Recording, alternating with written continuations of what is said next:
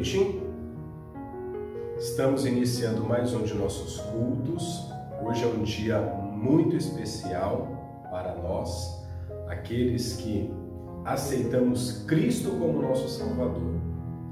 Nós estamos nos lembrando da morte e da ressurreição de Cristo. O mundo comemora esta época. Nós temos aí diversos filmes, tantas coisas que o mundo coloca. Muitas delas não retratam o real sentido deste evento que ocorreu, que foi a morte e a ressurreição de Cristo. Mas nós, aqueles que somos convencidos pelo Espírito Santo, que temos a Bíblia que nos orienta, nós entendemos qual é o real sentido desta data, que para nós é uma data comemorativa, não como o mundo coloca, mas uma data que nós nos lembramos que Cristo morreu em meu lugar. Ele morreu para me salvar. E através dessa bondade inimaginável, imensurável, inigualável que Cristo teve através de seu Pai, que o mandou para morrer no meu lugar, é que hoje você e eu podemos cultuar ao nosso Deus. Então, vamos iniciar nosso culto. Eu te convido aí onde você está, a abrir a sua Bíblia. Vamos abrir as nossas Bíblias no livro de Salmos. Nós faremos a leitura do Salmo 117. Ele é um salmo pequeno, são 2 versículos apenas. Poucas palavras são colocadas, mas grandiosas. A essência do que esse salmo nos ensina. Acompanhe aí na sua Bíblia a leitura então deste salmo. Versículo 1. Louvai ao Senhor todas as nações, louvai-o todos os povos, porque a sua benignidade é para sempre para conosco, e a verdade do Senhor é para sempre. Louvai ao Senhor. Queridos, quando nós vemos uma frase dessa, porque a sua benignidade é grande para conosco, essa grandeza ela é imensurável. E sabe, uma das formas, talvez a mais inimaginável dessa benignidade tão grande que o Senhor tem para conosco, é através do que se comemora hoje. Quando Ele entregou o Filho dele, o seu único Filho, para morrer no meu lugar, para morrer no seu lugar. E o salmista nos dá uma ordem: louvai ao Senhor todas as nações, louvai-o todos os povos, porque essa bondade que entregou o seu Filho na cruz, por mim e por você, deve ser louvada. Então, meus amados, que neste domingo de Páscoa, nós não nos esqueçamos jamais do verdadeiro sentido deste dia, da morte e ressurreição de Cristo por mim e por você. E é com essas palavras que eu inicio então o nosso culto desta noite. Te convido então para curvar a sua cabeça. Nós vamos orar e daremos então continuidade às nossas atividades nesse culto. Cultue ao Senhor também agora, prepare o seu coração para receber tudo que foi preparado para honrar e glorificar o nosso Deus. Vamos orar. Senhor Deus, graças te dou, Pai, o privilégio que nós temos de sermos chamados teus filhos, de termos sido adotados pelo Senhor, de termos sido lavados pelo teu sangue. Nós te louvamos, porque a tua bondade, a tua benignidade, a tua misericórdia, ela é imensurável, ela é infinita, ela é grandiosa em nos resgatar, em nos livrar da condenação da qual nós já estávamos condenados. E hoje nós podemos cultuar ao Senhor, tendo a certeza que o Senhor nos ouve, que o Senhor está conosco, e nós, como os teus filhos, promovemos este culto guiados pelo Teu Espírito e nós pedimos que o Senhor aceite, Pai, o nosso louvor, a nossa adoração, a nossa gratidão como aroma suave às Tuas narinas. É o que nós te pedimos como igreja, Pai. Aceita o nosso culto, aceita o nosso louvor. Te agradeço pela vida de cada irmão que aqui está presente, ainda que por uma plataforma, ainda que cada um em suas casas, respeitando uma exigência que nos foi colocada. Respeitamos as autoridades do nosso país, promovemos esse culto nesse formato, tendo a certeza que o Senhor aceita da mesma forma o nosso louvor e a nossa adoração, Pai. É assim que eu oro, em nome de Jesus. Amém.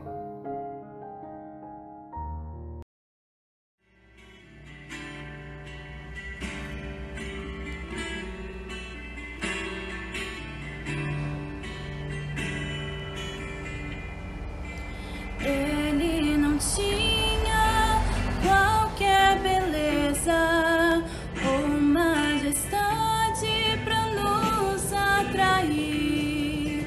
Nada havia em sua aparência para o desejarmos,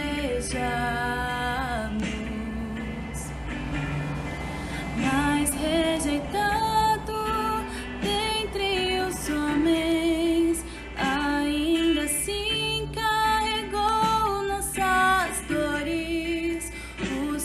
Castigo nos traz paz e a esperança não se esvai. A oferta pela culpa Ele ofereceu para satisfazer o Criador. Ele morreu para que a sua luz em nós pudesse brilhar. O Filho do amor se entregou em nosso lugar.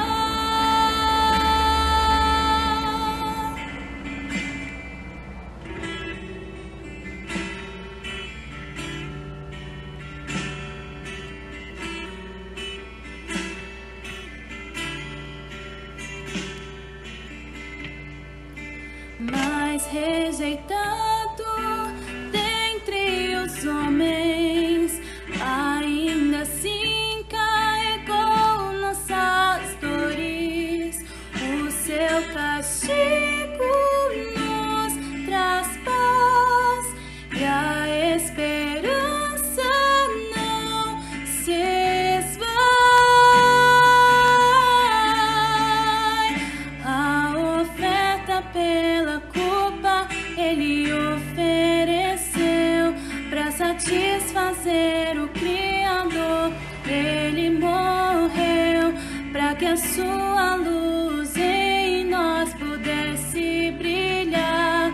O Filho do amor se entregou em nosso lugar. És o Cordeiro que pelos nossos pecados foi esmagado.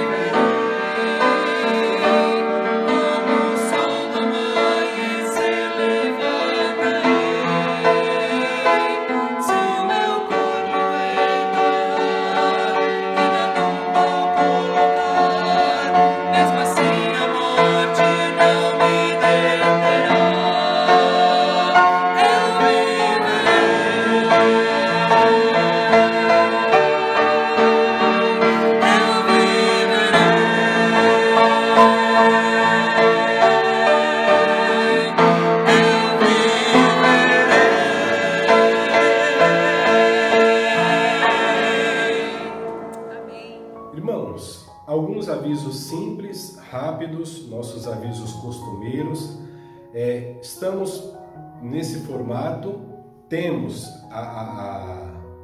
não temos ainda uma data para a retomada dos nossos cultos presenciais, das nossas atividades presenciais.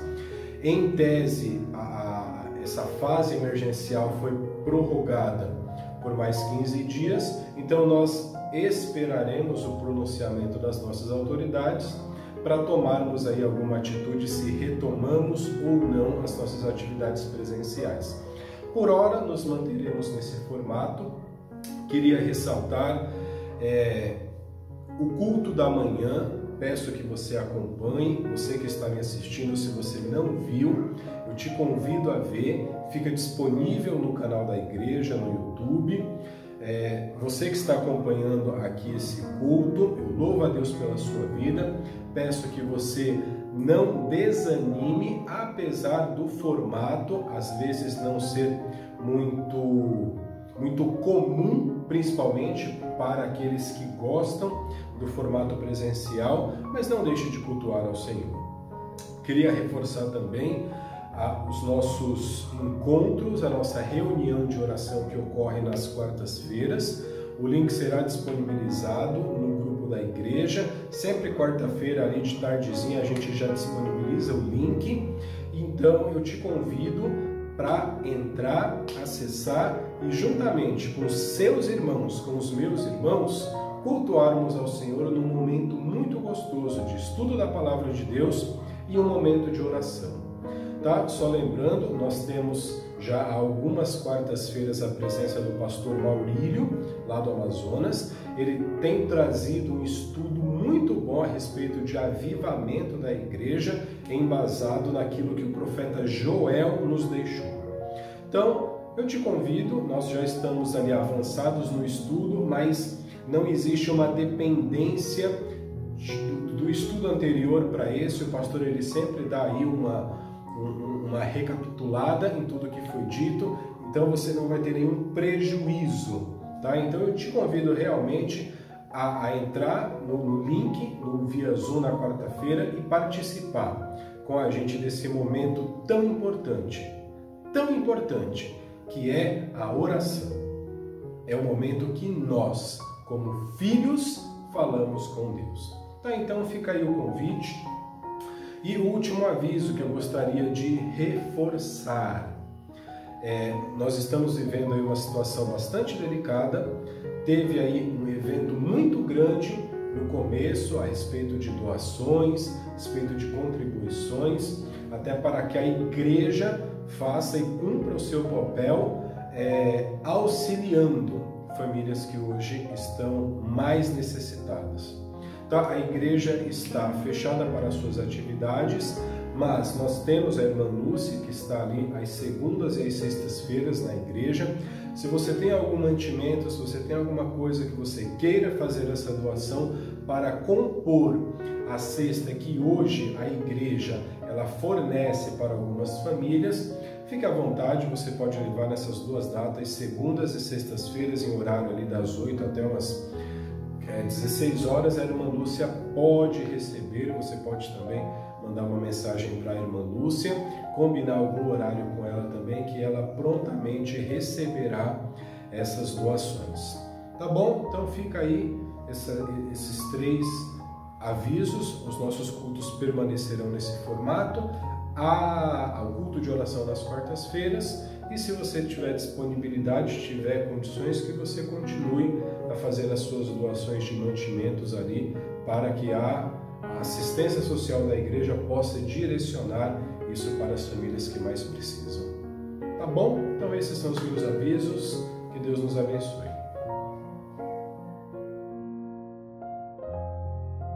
Se Jesus viesse à sua casa para passar um dia ou 2, se ele viesse sem avisar, o que você faria? Talvez oferecesse seu melhor quarto para tão honrosa visita, e a comida a ser servida seria especial, seria das melhores. Talvez você afirmaria várias vezes estar muito feliz por tê-lo ali e da alegria indescritível por servi-lo em sua própria casa. Mas se você o visse chegando, o receberia na porta de braços abertos, dando boas-vindas ao seu celestial visitante, ou trocaria de roupa antes de deixá-lo entrar e esconderia talvez alguns livros, algumas revistas, pondo a Bíblia em lugar de destaque? Você desligaria o som, esperando que ele não tivesse ouvido o que você ouvia? Você o deixaria entrar sem nenhum susto, sem nenhum constrangimento? Se Jesus viesse passar um dia ou dois com você, você se comportaria da mesma forma que sempre se comporta? Você prosseguiria dizendo as coisas que sempre diz? Da maneira como sempre diz? A sua rotina seria a de sempre? As conversas de sua família seriam as mesmas?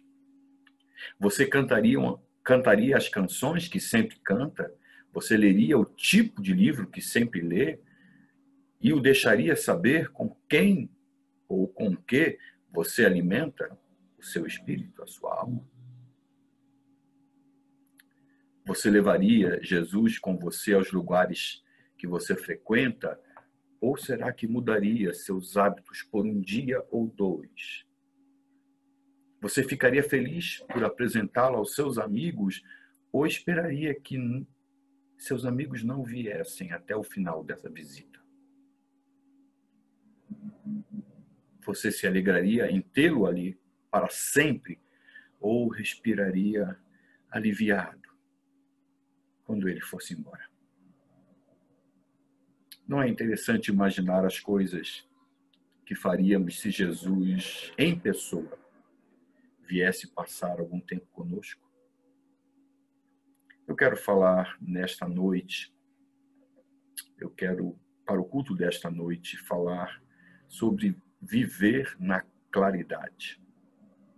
E gostaria de considerar com os irmãos a segunda carta de Paulo aos Coríntios, capítulo 4, os primeiros 6 versículos. Eu farei a leitura desses 6 versos e depois vamos considerá-los, né, em uma ordem de acordo com o texto. 2 Coríntios, capítulo 4, versos de 1 a 6.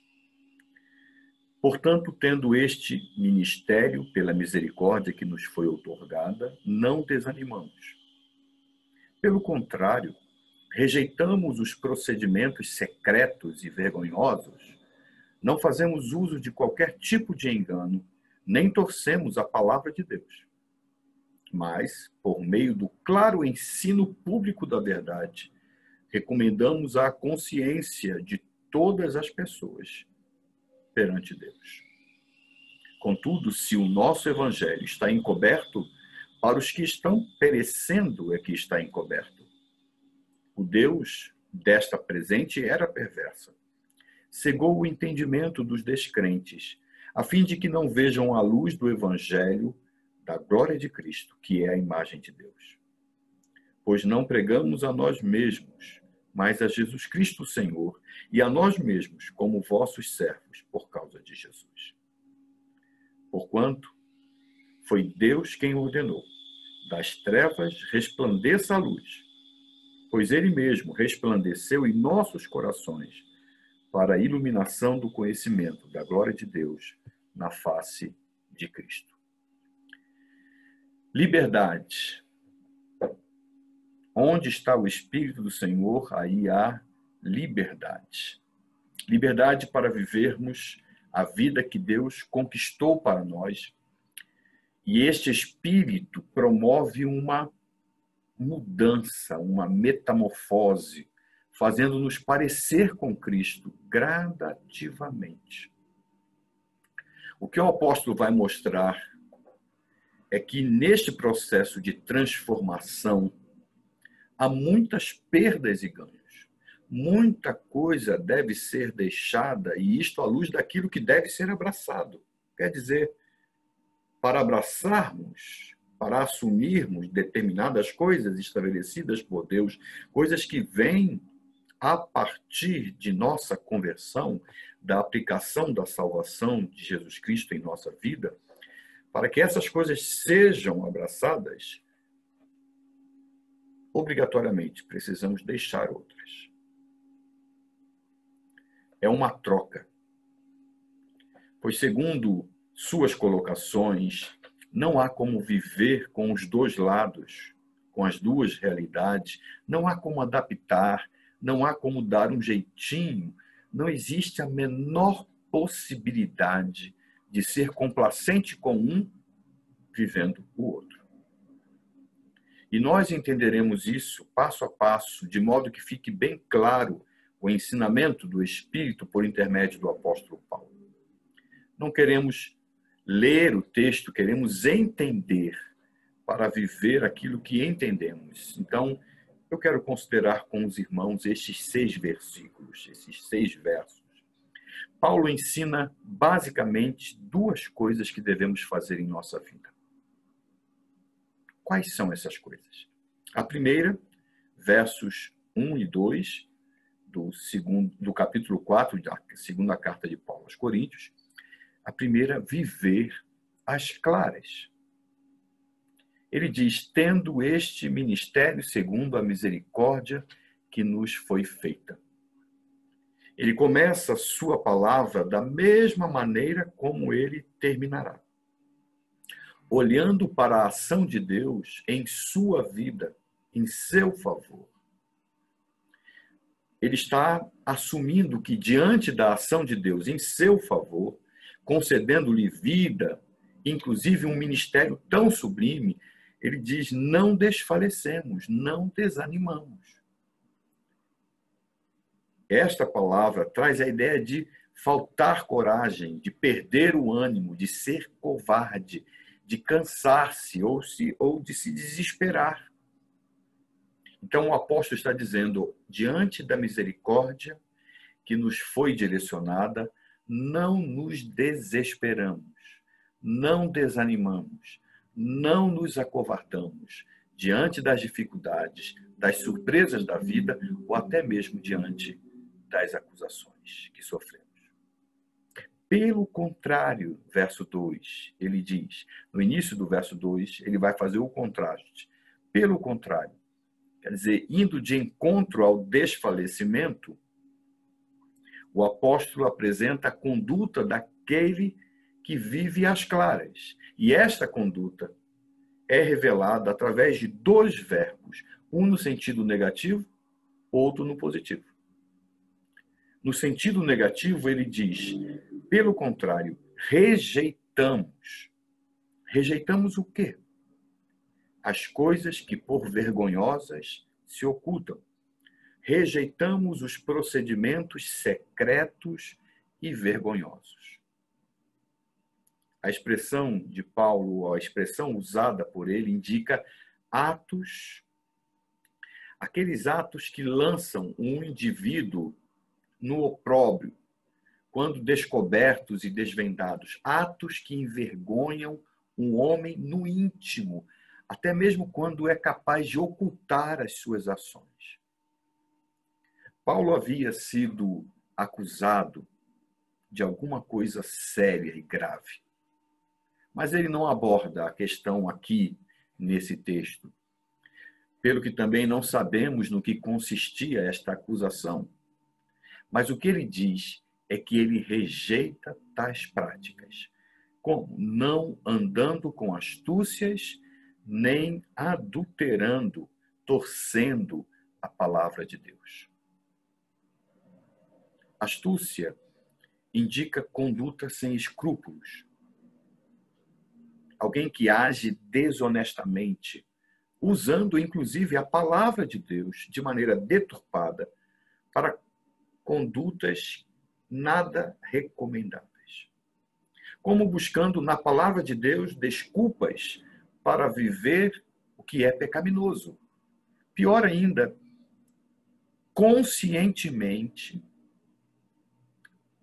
buscar ou torcer a palavra para que ela seja apresentada diante de outras pessoas, como que dando aval para a conduta da pessoa.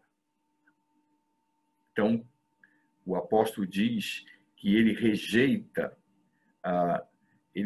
essas coisas vergonhosas, essas coisas secretas que envergonham a qualquer pessoa. No sentido positivo, né, primeiro o sentido negativo, quando ele diz, pelo contrário, rejeitamos. Mas no sentido positivo ele diz, nos recomendamos.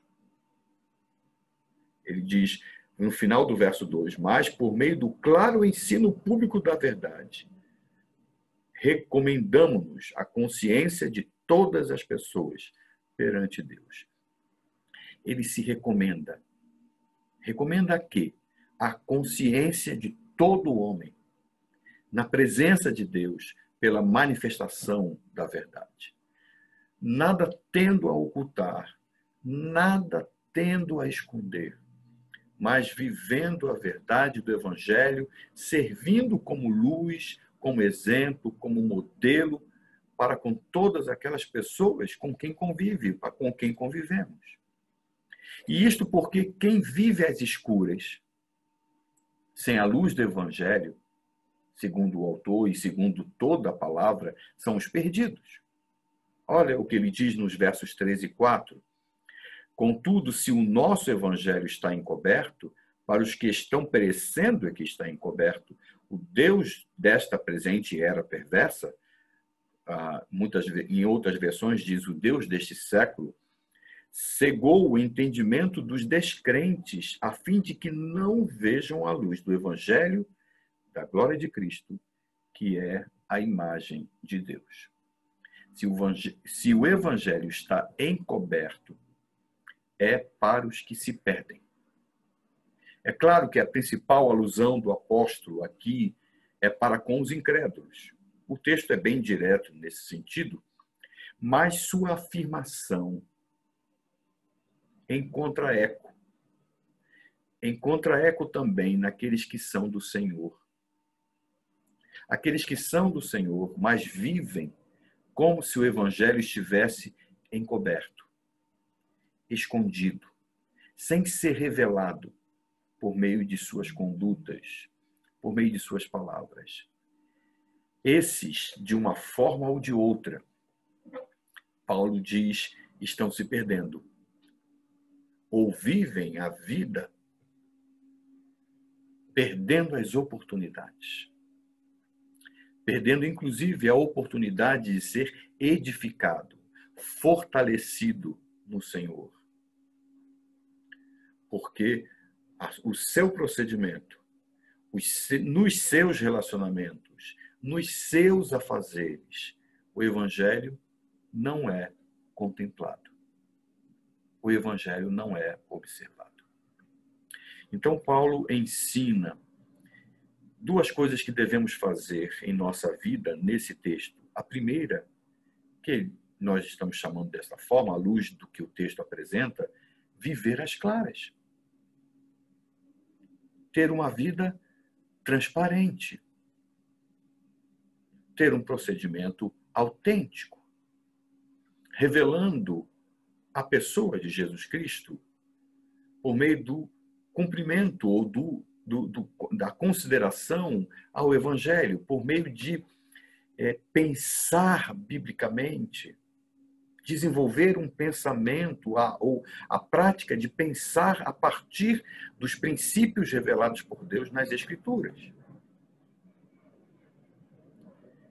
Esta é a forma de que nós podemos revelar o Evangelho, revelar a salvação recebida pelo Senhor, revelar o próprio Senhor.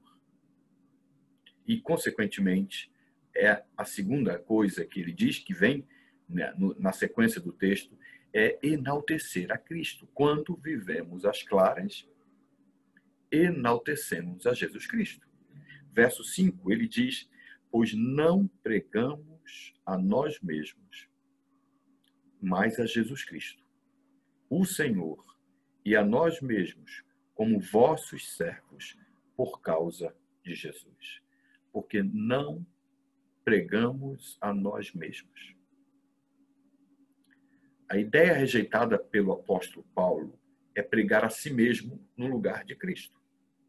É fazer prevalecer a sua vontade como Senhor, inibindo a vontade de Cristo, o Senhor. Por isso a expressão seguinte, mas a Cristo Jesus como Senhor. Nós pregamos, como que alguém prega a si mesmo no lugar de Cristo? Eu quero dar ênfase a isso, chamar a sua atenção para isso. Não é só quando eliminamos Cristo de nosso discurso, de nossa pregação ou de nosso cântico, o que também é uma realidade de deixar de pregar Jesus Cristo. Mas é quando insistimos, como seres humanos salvados por Deus, pela graça de Deus e habitados pelo seu Espírito, o Espírito Santo, que nos ilumina por meio da palavra, ilumina a palavra e nos dá a compreensão necessária para viver o Evangelho, ou em conformidade com o Evangelho. E quando nós insistimos, mesmo diante desta realidade, em não ouvir o Senhor, ter o conhecimento revelado, ter a instrução devida, ter a consciência despertada pelo Espírito Santo através da palavra, mas ainda assim, quando insistimos em fazer aquilo que está no nosso coração, em desafio,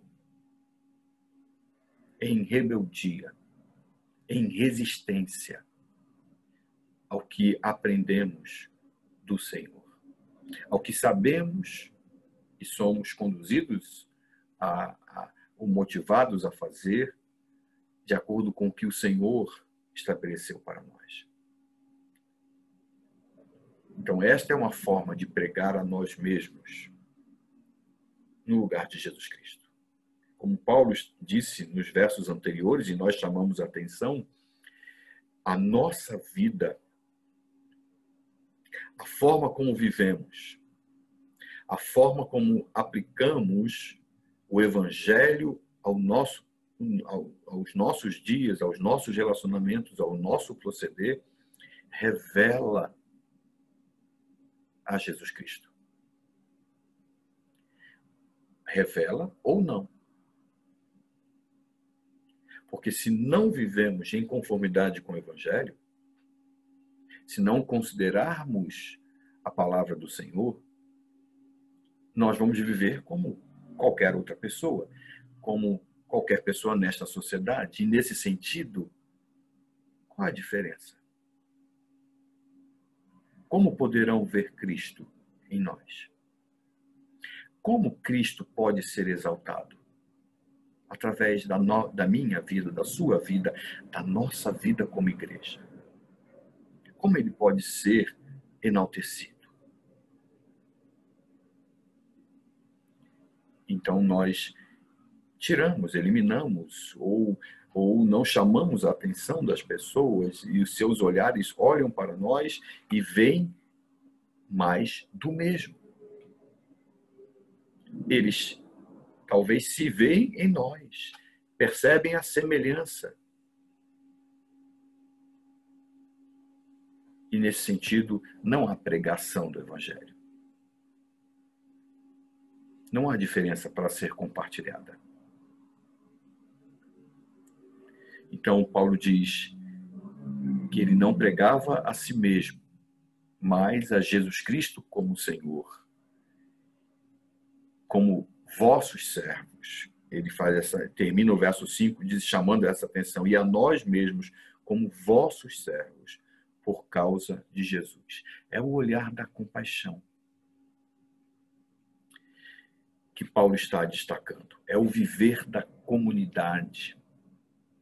É o prevalecer da humildade, glorificando somente a Cristo em detrimento de toda e qualquer coisa que busque exaltação. A nossa vida, meu irmão, minha irmã, deve ser voltada para enaltecer a Cristo.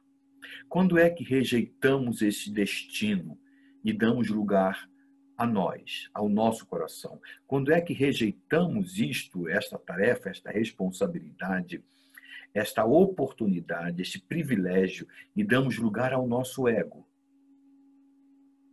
Deixa eu exemplificar para vocês, tentar tornar isso claro. Em primeiro lugar, quando nossos pensamentos egoístas são refletidos em nossas palavras e gestos de completo desamor.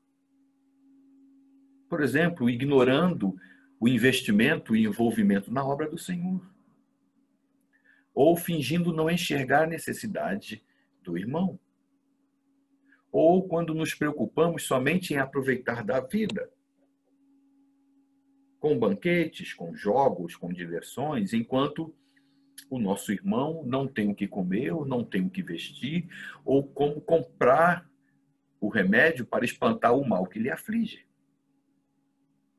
Quando usamos as mãos para simplesmente cumprimentar ou bater as costas, dando a impressão de estar tudo bem, mas sem tempo de ouvir, sem tempo de sorrir, sem tempo de chorar, sem tempo de refletir com ele o melhor caminho, a mais indicada palavra, o que fazer, ou simplesmente andar junto. Então, nós rejeitamos o viver o Evangelho, o enaltecer a Jesus Cristo, dando lugar ao nosso ego, quando nossos pensamentos egoístas são refletidos em nossas palavras e gestos de completo desamor. Também quando o nosso discurso, o nosso falar, o nosso comentar vai além ou aquém do edificar. Talvez até denegrindo a imagem do próximo. Nós somos exortados por Deus, ensinados por Ele, que tudo que sai da nossa boca, e isto inclui conteúdo e forma, deve edificar o próximo, de acordo com a necessidade. Nós não temos liberdade em Jesus Cristo. Nós não temos liberdade debaixo do senhorio de Jesus Cristo para falar o que bem entendermos. Nós temos liberdade em Jesus Cristo para edificar.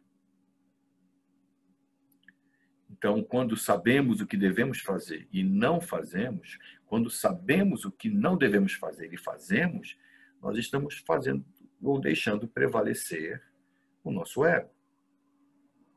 Uma tentativa de senhorio próprio. Como, inclusive, se isso fosse real, possível. Pois nós sabemos, à luz da palavra, que no final das contas, não somos senhores de nós mesmos, mas se não estamos sendo conduzidos pelo Senhor, através do seu Espírito, estamos sendo influenciados por nossa própria natureza. E por que devemos enaltecer a Cristo? A semelhança do que o apóstolo revela para os crentes em Corinto e usando a si mesmo como exemplo. Porque Deus em Cristo é o autor da nossa sabedoria. Veja o verso 6. Porquanto foi Deus quem ordenou das trevas resplandeça a luz, pois Ele mesmo resplandeceu em nossos corações para a iluminação do conhecimento da glória de Deus na face de Cristo. Ele mesmo resplandeceu em nosso coração. Atitude de Deus. Passo dele em nossa direção, em nosso favor. Nós que tínhamos o entendimento cegado, como ele afirma que o Deus desta presente era cegou o entendimento dos incrédulos, nós também vivíamos na mesma condição. Então, nós que tínhamos o entendimento cegado, passamos a enxergar a luz do Evangelho, que é a glória de Cristo, pelo ato de graça, de misericórdia da parte de Deus. E isso para iluminação, como ele diz no texto, do conhecimento da glória de Deus. Uma vida de dignidade para a honra e glória de nosso Senhor. Então, não importa quão grande e pavorosas sejam as trevas, uma pequena luz as vence. Assim é o cristão que vive às claras. Sem ter o que temer, não importa onde esteja, o seu testemunho vai resplandecer e enaltecer o senhorio de Cristo. Você brilha assim em meio às trevas? Tem glorificado e tem revelado o senhorio de Cristo em sua vida através de seus relacionamentos, através de seus trabalhos, através de suas formações, através de suas decisões, de suas palavras, de seus atos, de seu silêncio. Você tem adorado ao Senhor, tem exaltado o Senhor. Pois isso é que é esperado de cada um de nós, que recebemos graciosamente a salvação do Senhor. Que Deus nos ajude a glorificar a Jesus Cristo, este que comemoramos neste dia tão especial. Que Deus te abençoe. Queridos, apenas para lembrá-los também a respeito das obrigações que a igreja tem e continua cumprindo com as suas obrigações. Apesar de não estarmos no formato presencial, abertos aos domingos, mas as obrigações da igreja elas permanecem e nós, como igreja, continuamos honrando os nossos compromissos. Eu gostaria de agradecer àqueles que têm contribuído, têm sido fiéis com seus dízimos e ofertas. Tanto a mim, que sou o segundo tesoureiro, quanto o Manuel, que é o primeiro tesoureiro, nós recebemos esses comprovantes por WhatsApp, na maioria das vezes, e nós contabilizamos. Então eu gostaria de reforçar que você pode continuar fazendo a sua oferta ao Senhor, devolver parte daquilo que o Senhor tem te abençoado através dos dízimos, e nos envia o comprovante discriminando, por favor. É importante essa discriminação para que nós, a administração da igreja, possamos direcionar da forma correta a tua oferta. Dízimo tem um destino, oferta tem um destino, a promessa de fé que é muito importante. Eu te peço que você continue sendo fiel, da mesma forma que nós vemos muitas pessoas com dificuldades. Nós temos os nossos missionários que estão nos campos, que também dependem de Deus, em primeiro lugar, das nossas contribuições para manter o seu sustento. Nós, como igreja, continuaremos honrando aqueles 25 missionários que nós adotamos.